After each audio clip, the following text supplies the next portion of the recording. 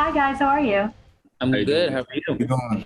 I'm doing great. I just binged all of season two. Like I finished like last night. You guys are amazing. Shameik, starting with you, as we are inching towards Wu-Tang Clan's phenomenal success, how do you envision Shaw Raider stepping up to become Raekwon? Like, what is that evolution like for you?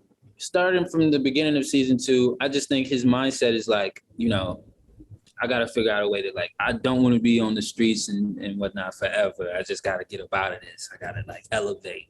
You know what I mean? So start of the season, I'm going to do it on my own. You know what I mean? By any means necessary. So, and then by mid-season, it's like, come on, Bobby, you what? Come on, man. And then by the end of the season, it's like, we here. You know what I'm saying? Anybody step over here the wrong way, that's a body. Word is born. That's what it is. Do or die. Siddiq, for Dennis, he has two hands, right? He's got Bobby and he's got Sherry. So what is it like juggling both sides of the family? Yeah. I think that, it's difficult. It's definitely difficult. I mean, having the stress and the pressure, or not the stress, but the pressures of having Cherie as now, not only my girl, but the mother of my child. So she's, trying to be like, well, I'm up here on the ranks. And then Bobby being like, but the music, and I'm putting you onto this, and I'm doing this, and I need you to do these things. And them kind of battling and leaving me in the middle it's an interesting tension that occurs when that happens, especially because they're brother and sister. So they have their own, tensions that exist within their relationship. So it's a dope story. And I think audiences are going to be excited.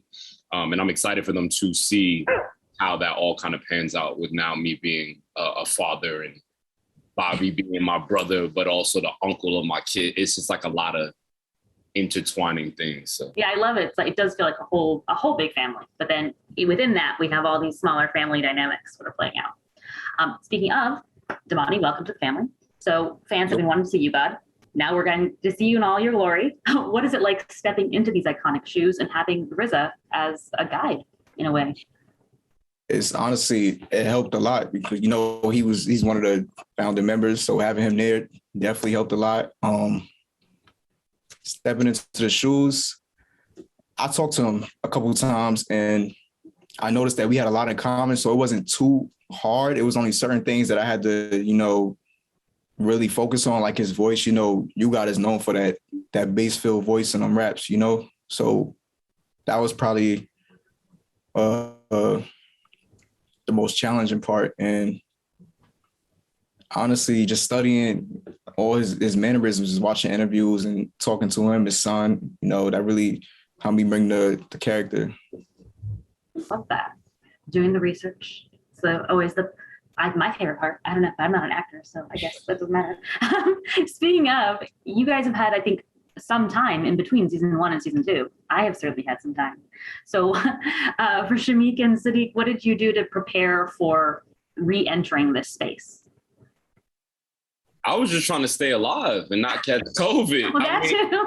Let me just start by saying this, please, because it seems everybody on Instagram was really pressing us. I'm sure, Shameik, you got it in the DMs and everybody's in the comments like, what's taking y'all so long? And I really want the audience members to hear this from me. We are human beings, we are actors and artists and public figures and but we are also people.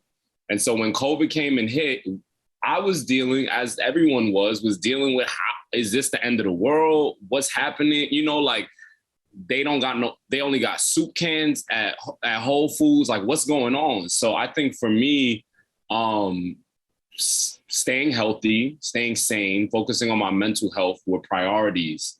And then the show was like, okay, we coming back. And I'm like, okay, cool. I could start to make money again. I'm working, but I think it definitely did take a little second to transition back into that, kind of go mode that is required when you're on set, because 2020 was, it was a lot of things. It was great. It was a time for reflection and pause, but there was some trauma that existed, at least for me personally, that I felt to then have to come back to work. It just took a little bit of focusing my energy and really setting some good intentions before we started the season. So I think love that. I mean, I commend you all because I'm still on Zoom. So like, you guys are working every day. So thank you guys so much. The show is great. And I can't wait for fans to finally be satisfied, satiated with another season. Thank you.